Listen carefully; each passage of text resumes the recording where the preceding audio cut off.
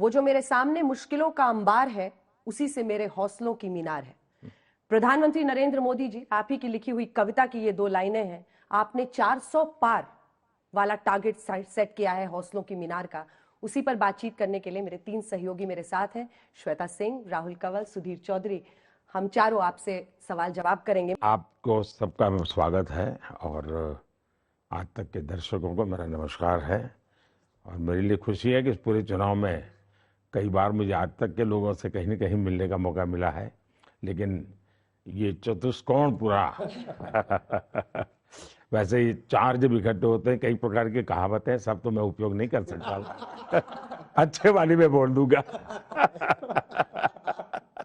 प्रधानमंत्री जी, लोग जब चुनावों की तैयारी करते हैं तो उम्मीदवारों की लिस्ट बनाते हैं, वो कौन हमारा स्टार कैंपेनर होगा, ये सब घोषणा पत्र तय करते हैं, लेकिन आप 100 दिन आगे का एजेंडा बनाने में लग गए हैं। इसीलिए मेरा पहला प्रश्न आपसे यही है कि 2014 में जब आप आए तो 100 दिन के अंदर आपने OROP, काले धन पर SIT गठित की। 2019 में आए तो 62वें दिन आपने ट्रिपल तलाक से आजादी दिलाई और कश्मीर में 370 से आजादी दिलाई 66वें दिन। 2024 में अगर आप सत्ता में आते हैं तो 100 दिन में क्या करेंगे? कौन से बड़े और सख्त फैसले ले सकते हैं?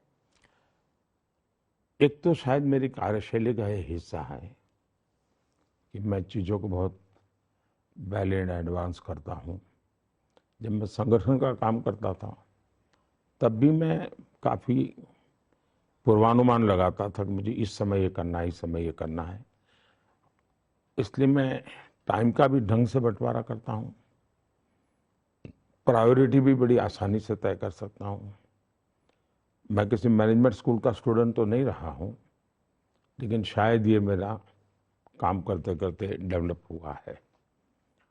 जब मैं गुजरात में था तो गुजरात में भी मैं और आमतौर पर जो क्रिटिक्स होते हैं या ऑब्जर्वर्स होते हैं वो शुरू के तबके का देखते हैं। बहू भी जब शादी करके घर में नहीं आती है तो पहले 5, 7, 10 दिन बराबर देखा जाता है, ये कैसे पैर रखती, कैसे हाथ, वो स्वाभाविक रहता है, दुनिया का स्वभाव है। तो मुझे लगा कि मुझे इसको एड्रेस भी करना चाहिए और मैं उस दिशा में चला। अब एक बड़ी इंटरेस्टिंग घटना बताता हूँ। 26 जनवरी को गुजरात में भूकंप आया, भयंकर भूकंप था। मैं उस समय पार्टी का काम करता था। अक्टूबर 7 को मुझे अचानक CM बनना पड़ा। CM शपथ लेकर के मैं सीधा भूकंपग्रस्त इलाके में चला गया। 2-3 रात में वहीं रहा, देखा सब चीजें। पहले वॉलेंटियर के रूप में देखता था, अब मैं CM के रूप में देख रहा था। फिर मैंने आकर के मीटिंग ली मेरे अफसरों की, तो सबने बताया साहब मार्च महीने तक ये हो जाएगा। मार्च में मैंने कहा सबसे पहले तुम्हारा ये मार्च वाला बजट कैलेंडर है, उसको कागज को ऐसे बाजू में रख दो भाई। मुझे बताओ 26 जनवरी के पहले क्या करोगे? मैंने कहा दुनिया 26 जनवरी को देखने आएगी कि 1 साल में क्या किया। सारा प्रीपोन करिए, मुझे बताइए। फिर मैंने पूरी मशीनरी को मोबिलाइज किया और मैंने यहाँ शायद 24 जनवरी को दिल्ली में आकर के प्रेस की थी और मैंने देश को रिपोर्ट कार्ड दिया था।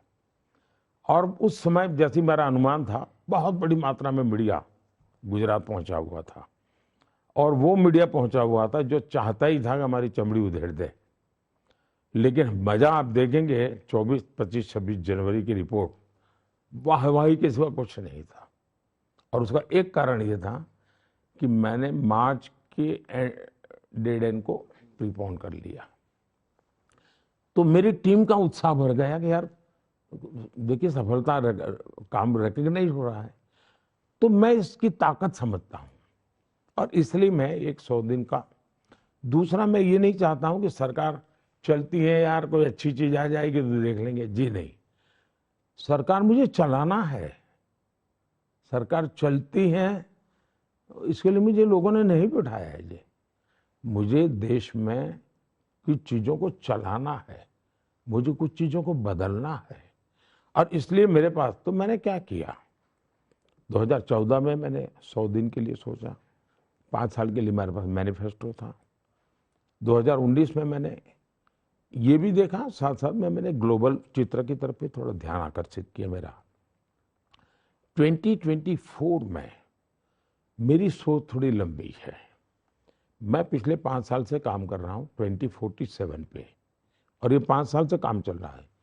देश के शायद 20 लाख से ज़्यादा तो मैं कह सकता हूँ जिनसे मैंने इनपुट लिए हैं, और मैं उनके आधार पर 47 का एक विजन डॉक्यूमेंट बनाया।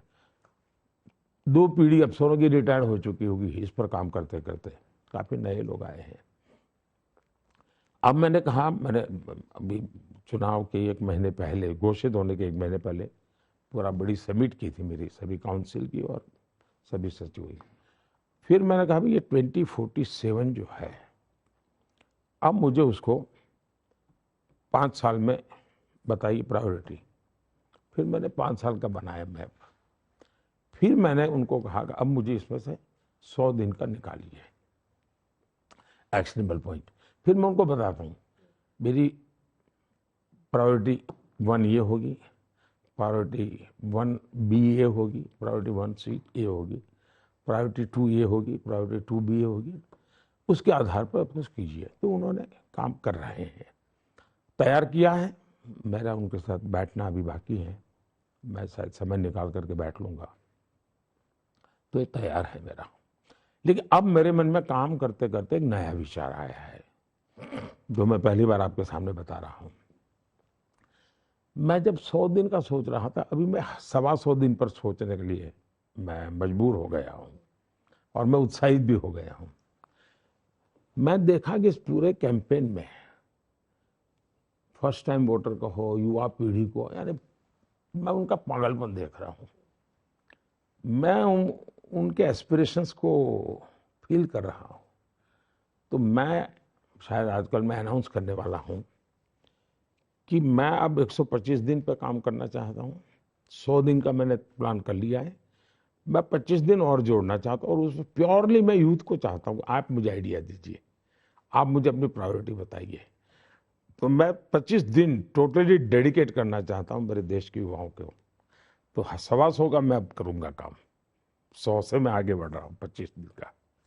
तो हो सकता है सर हमारा कार्यक्रम देखने के बाद, ये इंटरव्यू के बाद शायद यूथ अपने आप ही आपको मैं पहली बार आपके सामने बोला हूँ, जी, तो आप बता सकते हैं यूथ बहुत को। ही लोगों को अच्छा लगेगा। जी।